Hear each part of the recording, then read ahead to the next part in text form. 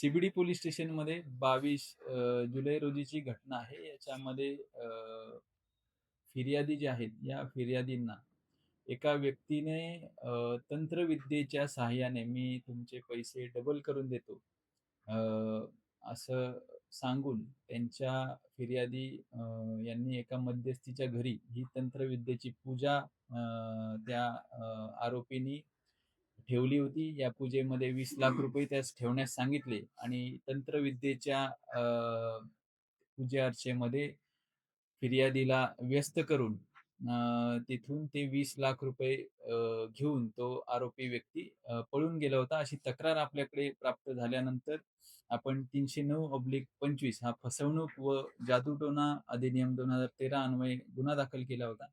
आणि या अंतर्गत सर्व चौकशी करता टेक्निकल एनालिसिस करून आपण याच्यामधले 2 आरोपी निष्पन्न केलेले आहेत. त्याच्यामध्ये पहिलं नाव आहे सचिन भरत शर्मा उर्फ प्रेम सिंग आणि दुसरं आहे जयदीप दिनेश पामेचा. दोघेही राहणार पनवेल येथील असून या दोघांनाही आपण अरेस्ट केलेली आहे आणि हे जे 20 लाख रुपये आहेत, हे 20 लाख रुपये देखील त्यांच्याकडून 20 लाख रुपयापैकी 19 लाख रुपये आपण त्यांच्याकडून रिकव्हर केलेले आहे.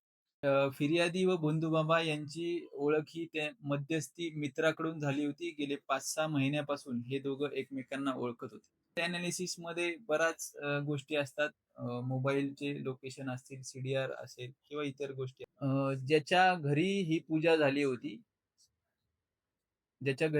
झाली होती सुरुवातीला आपण त्यांना संशयित म्हणून आणलं होतं. नंतर खरी घटना आपल्या समोर आणल्यानंतर ज्यांनी ऍक्च्युअली हा जादूटोणा केला व जो पैसे घेऊन फरार झाला, हे असे 2 लोक आपण त्याच्यामध्ये निष्पन्न केले. दुसरा जो आहे तो ते 20 लाख रुपये बाहेर ज्यावेळेस घेऊन पडला घरातून, तर ती गाडी जी चालवत होता तो दुसरा आरोपी चालवत. ते मी एकच सांगेल की या बाबतीत नेहमी आपल्याला वेगवेगळ्या माध्यमातून शिक्षण दिलं जातं, तुम्हाला अवेअरनेस निर्माण केला जातो आणि आपल्या सरकारने याच्यासाठी कायदा देखील आणलेला आहे. महाराष्ट्र नरबळी व जादूटोणा प्रतिबंधक अधिनियम 2013. त्याच्यामुळे विनाकष्ट पैसे डबल होणे किंवा कमी काळामध्ये पैसे डबल होणे अशा गोष्टी प्रॅक्टिकली शक्य नसतात.